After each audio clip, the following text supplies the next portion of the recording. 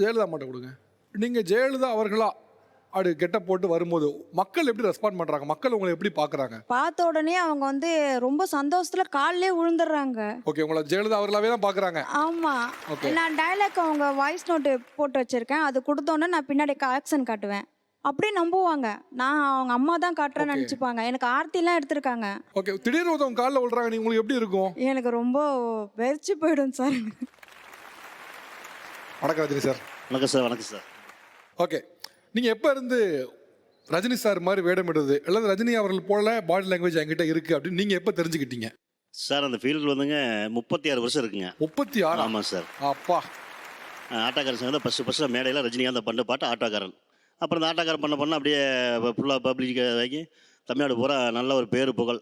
ஏதாவதுக்கு முனிராஜனை விட ரஜினி முனீஸ் தான் நல்ல நேம் எனக்கு. ஓ, ரஜினி முனீஸ்வரன். ஓகே, ரஜினி முனீஸ். ஓகே. உங்களோட தொழில் என்ன சார் நீங்கள்?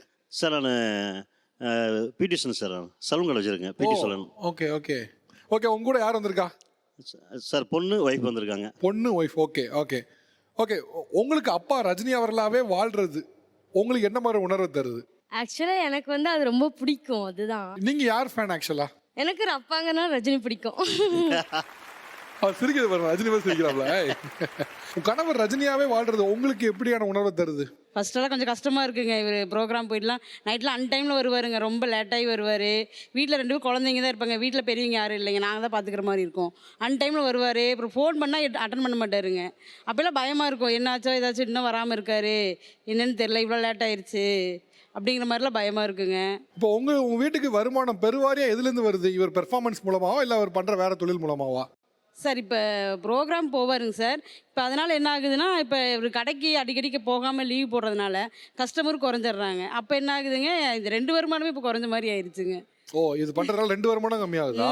ஆமாங்க சார். ஓகே, இதுக்காக நீங்கள் வருத்தப்படலையா? வருத்தம்லாம் இருக்குங்க சார். அப்புறம் அவர் அதான் ஆசைப்படுறாருங்க. நாங்களும் பல டைம் சொல்லியிருக்கோம். அப்புறம் அவர் சரி இதில் ரொம்ப இதாக முடி சரி அப்படியே அவர் இதுக்காக அப்படியே விட்டாச்சுங்க சார். ஒரு 2 வருமானமே கம்மியாயிடுச்சு, நீங்கள் பெர்ஃபார்மன்ஸ் போகிறீங்க அப்படின்னால தொழிலும் கம்மியாயிடுச்சு, பெர்ஃபார்மன்ஸ் மூலம் வருமானமும் கம்மியாக இருக்குது அப்படின்னு வருத்தப்படுறாங்க. கலையில் முழு ஆர்வம் இருக்கிறனால நம்ம அந்த தொழிலையுமே சரியாக இது பண்ணுறது இல்லைங்க. அப்புறம் நிகழ்ச்சி வந்தால் டக்கு நிகழ்ச்சி ஓடிடுறோம். உங்களுக்கு கலை எவ்வளோ முக்கியமோ அதை விட குடும்பம் முக்கியம் தானே? கண்டிப்பாங்க. கலையினால குடும்பத்தை நான் வளர்த்திட்டு இருக்கேன் சார் நான். ஆனால் வருத்தப்படுறாங்களே, பெருவாரியாக பொருளாதாரமே கஷ்டமாக இருக்குன்னு வருத்தப்படுறாங்களே. முதலுக்கு நல்லா போயிட்டு இருந்துச்சுங்க. இப்போ இந்த 2-3 வருஷமாக கொஞ்சம் டவுன் ஆகி போச்சுங்க நிகழ்ச்சியெல்லாம். ஓகே. ஆமாங்க சார் முடிஞ்ச வரைக்கும் அப்பா 2டையுமே ஈக்குவலாக தான் பார்ப்பாரு. ஃபீவரே வந்தாலும் டேப்லெட் போட்டு அங்கே ஃபங்க்ஷன் போயிட்டு வந்துட்டு தான் ரெஸ்ட் எடுப்பாரு. ஆக்சுவலாக என்ன, நீங்கள் வந்து அப்பா விட்டு கொடுக்க கூடாதுங்க, ரொம்ப கஷ்டப்பட்டு முட்டு கொடுக்குறீங்க.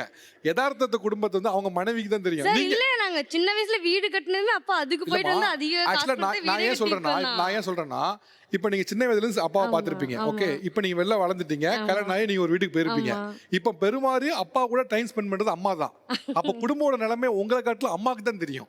ஆக்சுவலா என்னன்னா, உங்க கலை மேல இருக்க ஆர்வம் எல்லாமே புரியுது சார். பட் ஆனா உங்க மனைவி நினைக்காங்கன்னா வீடு தானே பிரதானம், அதுக்கப்புறம் தானே கலை. நீங்க வீட்டை கொஞ்சம் பார்த்துட்டீங்கன்னா சந்தோஷமாயிடுவாங்க. இதே சில பாட்டு தான் இருக்குங்க. அதாவதுங்க எல்லாமே ஒரு கணக்கு போட்டு அப்படியே போயிட்டு தான் இருக்கு, ஒன்றும் பிரச்சனை இல்லைங்க. ஏன்னா இந்த 2 வருஷம் கொஞ்சம் சீசன் கொஞ்சம் டல்லுங்க. டல்லுன்னா பெரும்பாலும் ஆர்டிஸ்ட்டை போட்டு யாருமே இப்போ நிகழ்ச்சி பண்ணுறதில்ல. எல்லாமே வந்து இந்த கிளாமர் அப்படிங்கிற நோக்கத்தில் லேடிஸ் வச்சு தான் பண்ணுறாங்க. மெயின் அதாங்க. ஓகே, இப்போ எனக்கு ஒரு கேள்வி இருக்குது. இப்போ இந்த மாதிரி ப்ரோக்ராம்ஸ் வர்றது இல்லைங்கிறதுனால எப்படிலாம் உங்களோட ஃபேமிலியை கஷ்டப்பட்டு மேனேஜ் பண்ண வேண்டியிருக்கு? ரொம்ப ரொம்ப கஷ்டமாக இருக்குது சார். ரொம்ப வாடகை கட்டுறது கூட எங்களுக்கு கஷ்டமாக இருக்குது. சொல்ல போனால் எங்களுக்கு வருஷத்துக்கு 8 மாதத்துக்கு ஃபங்க்ஷன் வருதுன்னு வச்சுங்களேன். மீதி 4 மாதம் நாங்கள் ரொம்ப வாழ்வாதாரத்துக்கு கஷ்டப்பட்டு என்ன பண்ணுவீங்க 4 மாதம்?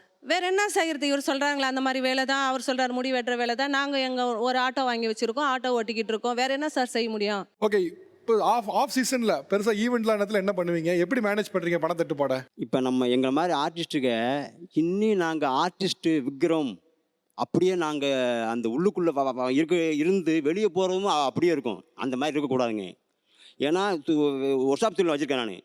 ஒர்க் ஷாப் தொழில் பார்த்தோம்னா, ரவி நேற்று உன்னைய அங்கே பார்த்தேன், அங்கே ஆடுவது பார்த்தேன், இதில் பார்த்தேன், அந்த டிவியில் பார்த்தேன், என்னப்பா ஒர்க் ஷாப் வச்சுருக்க, அந்த அவமானங்கள் வரும். அதெல்லாம் ஃபேஸ் பண்ணி வரணும். அதுக்கு காரணம் என்ன? நம்ம குடும்பம் பொண்டாட்டி பிள்ளைகள் அழகாக வாழணும்னா சிலதை விட்டு தான் ஆகணும். சில ஆர்டிஸ்ட் என்ன செய்கிறாங்க தெரியுமா? நான் ரஜினி தான் வாழ்வேன், எம்ஜிஆரை தான் வாழ்வேன், ஆட்டோ ஓட்ட மாட்டேன், ஒர்க் ஷாப் போக மாட்டேன். நான் பிகாஸ் சார் ஒர்க் ஷாப் போகும்போது ஒர்க் ஷாப் தான் வாழ வைப்பேன்.